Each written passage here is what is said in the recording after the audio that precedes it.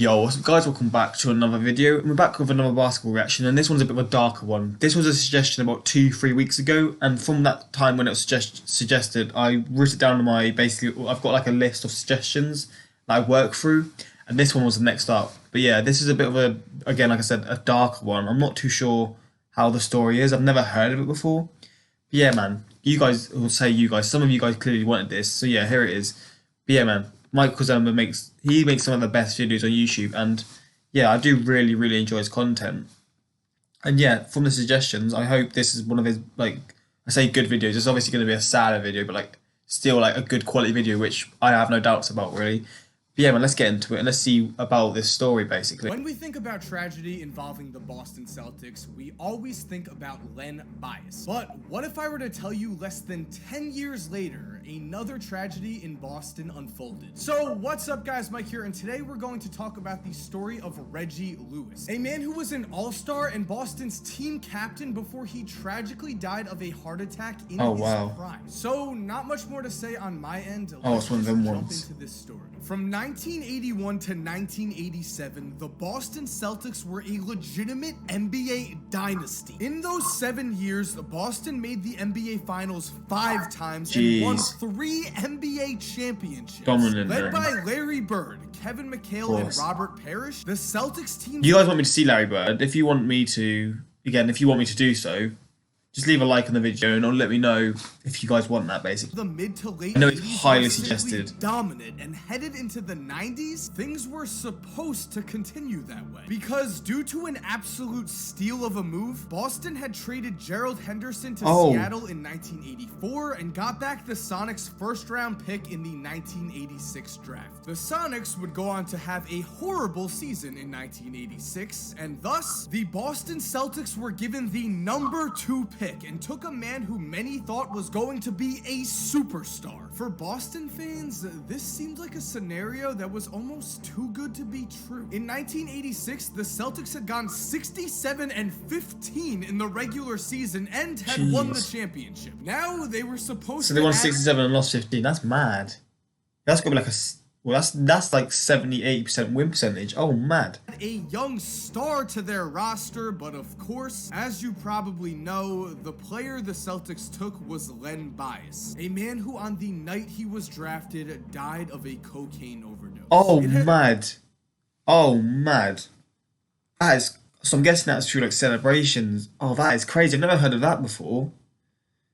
Jesus, I didn't know these sort of stories happen in NBA. There's loads like this. It's such like a sad thing to hear, but I guess that's just sort of like when you get drafted for that, you're gonna be happy, and some people celebrate in different ways, and I guess that was his where like he just went really bad, and it's just sad to... It's been said that this horrible event set the Celtics back for decades, and awful. It's pretty obvious to see why. If Len Bias did become a superstar or even an all-star, the Celtics' entire future would have been completely different. For one thing, they would have had a young superstar to build their franchise around to make a run at championships. He must have been so young. 1990s. And another common belief is that if Len had played alongside Larry Bird in Bird's final years, Bias would have been able to take a lot of pressure off of Bird, which would have meant that Larry could have played less minutes and wouldn't always have to be the focal point of the offense. This may have meant that Bird, a man who retired early due to back injuries, could have played a few extra healthy seasons if he had a young star to help carry the load. Again though, most people seem to know about the Len Bias story, or at least have some idea about it. Most people know that the death of Len Bias had serious consequences for the Celtics in the 1990s. However,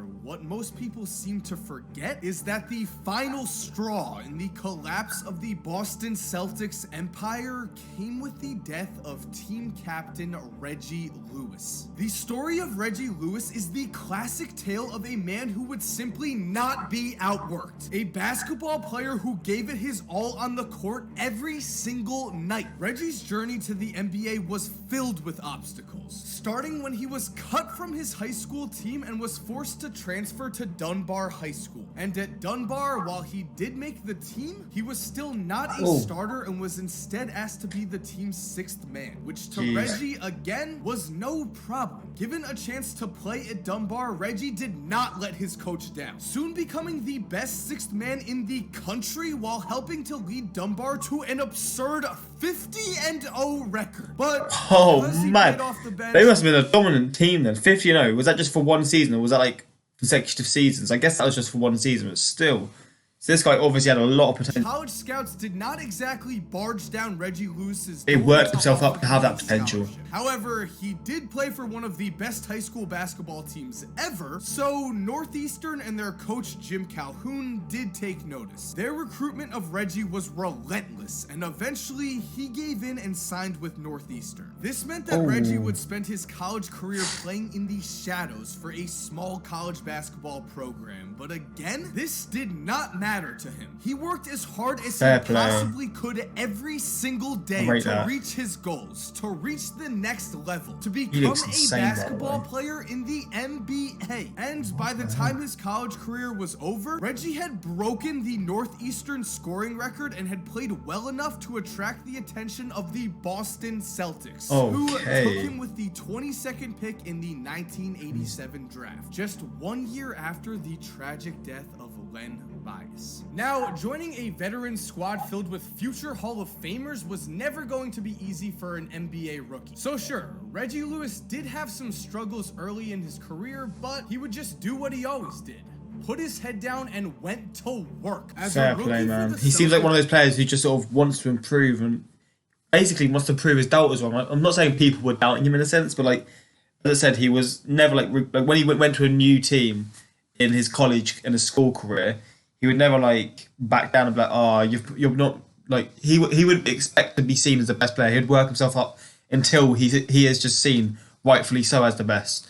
So I can see like his sort of mentality was up there like with some of the best players. Reggie averaged just 8.3 minutes and 4.5 points per game. Then just 1 year later, he started 57 games and averaged 18.5. Jeez, that was a big jump of time then. Already, Lewis was establishing himself as a future star in Boston, and those around the team were not surprised by this giant leap in production at all. As Larry Bird remembers, when Reggie first came into the league, he really didn't know how to play the game. He shot the ball, that was about it. But he was a worker. And because of this dedication to hard work and his relentless style of play, Reggie soon became an absolute Boston fan favorite. What's more, he became an NBA All-Star and eventually the Celtics team captain. He was the ultimate example of consistency. A player who between the ages of 23 to 27 averaged 19.2 points, 4.7 rebounds, 1.4 steals,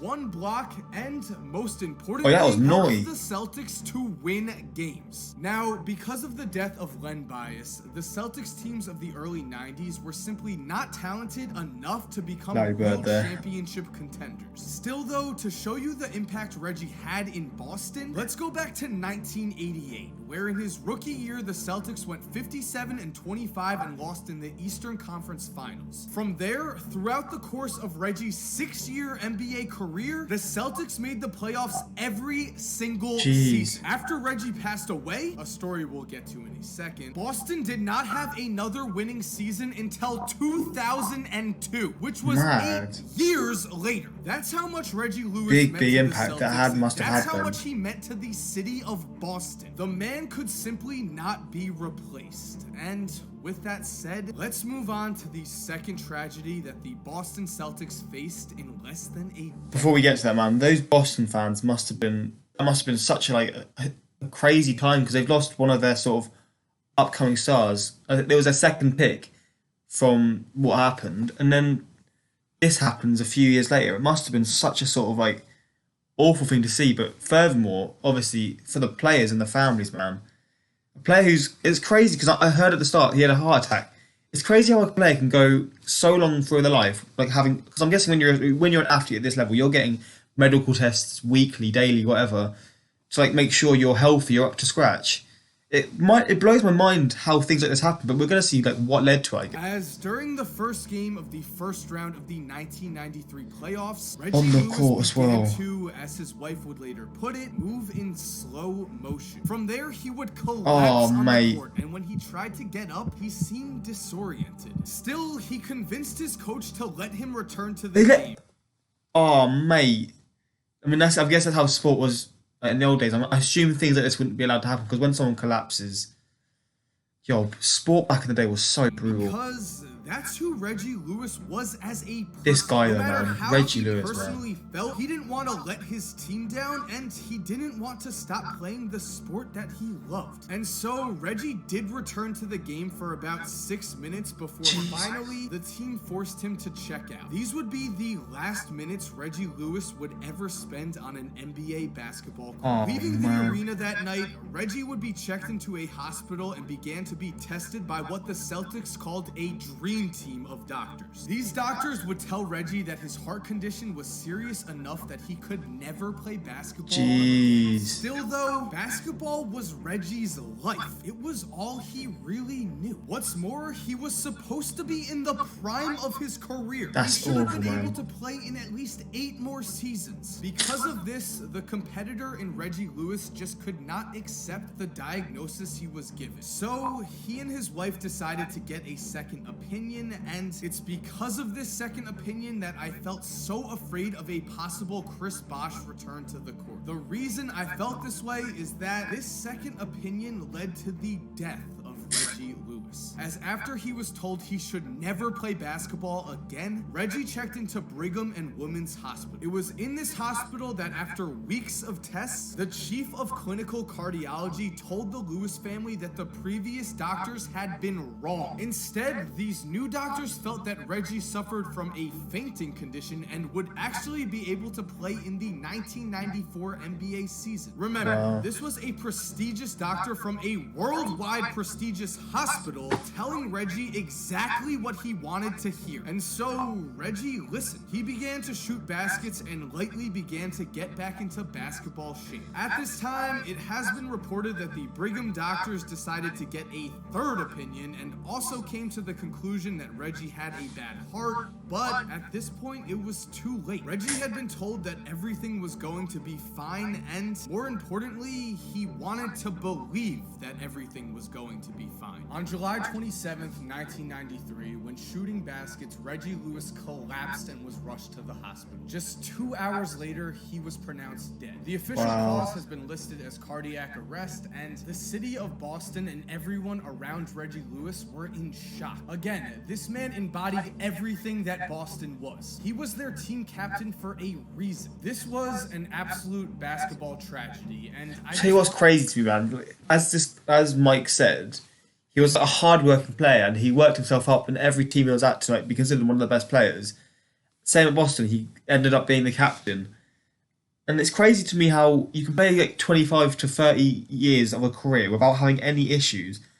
And then you'll just, in that game where he fainted, it's just like everything just sort of comes to that. And it's just mental to me how nothing was even known about his conditions. And then from that time, he's told he could never play again. And that's just led to this. It's honestly insane how that even happens. This is actually a really sad story, man. I really don't. Stories like this are obviously really sad to see, but to learn them, it's just basically me learning about the sports, etc., and about the league.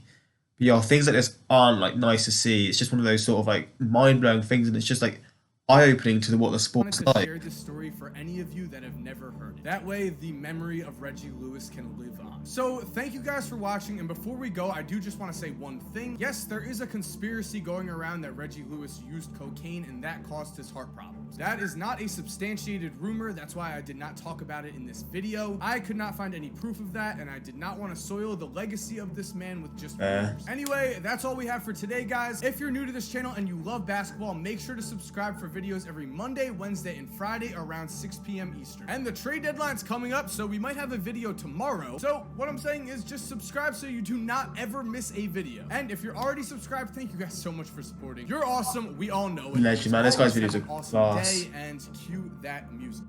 Shout out to this guy, man. But yo, that video was insane. But what, like, it's just, again, I said it already. whether there was drugs involved or not, when someone passes, you don't want to talk about that sort of stuff anyway. But it's a sad story, man. There's some dark things in sport. Like I see on the side, there's all these videos that can come up. These are probably going to be like some darker, less like sort of focus on like gameplay or like how players play, and it's like actual stories, which I do really enjoy sort of stories like this because it's a bit different. But I do find these sort of different videos really interesting to see, man. But yo, this guy could have been regarded. Could this guy have been regarded as like one of the best, or like maybe definitely of his generation? Because if he's an all-star, you have to be considered as one of the best. Yo, really sad story. But hopefully you guys enjoyed the suggestion. And yeah, more suggestions like this, just leave them down in the comments. And yeah, until next time, like, subscribe, peace.